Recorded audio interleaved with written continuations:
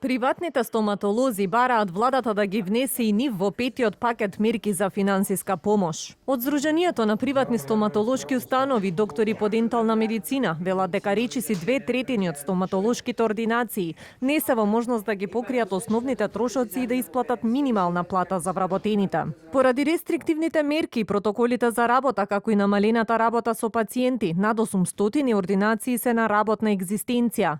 Од Сдруженијето доставиле две барања до владата: директна финансиска помош за исплата на минимални бруто плати на вработените во стоматолошките ординации, како и ослободување од фискални трошоци се додека трае кризата. Ние со години уназад сме доведени на рап на банкрот и буквално екзистираме со некои минимални плати.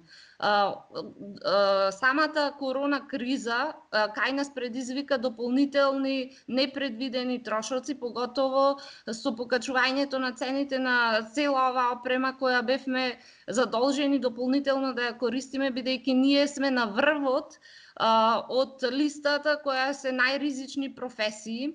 Од кабинетот на вице-премиерот за економски прашања Фатмир Бетики велат дека барањата на приватните стоматолози се примени и се разгледуваат, а економските тимови на владата утврдуваат каде е најпотребна финансиска помош за петиот пакет мерки. Барањата на приватните стоматолози, како и голема група на други здруженија и граѓани, се примени од страна на владата и истите со внимание се разгледуваат и земаат предвид.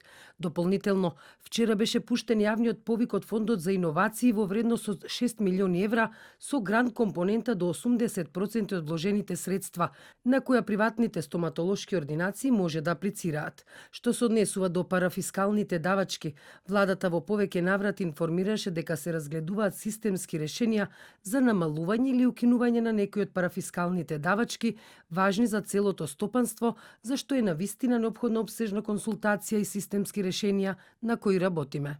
Од Министерството за здравство пак вела дека тие немаат надлежност во финансиската помош и мерките кои што ги изготвува владата. Министерството за здравство не одлучува и не обезбедува економски пакет мерки кои произлегуваат како поддршка од страна на владата во време на кризна состојба.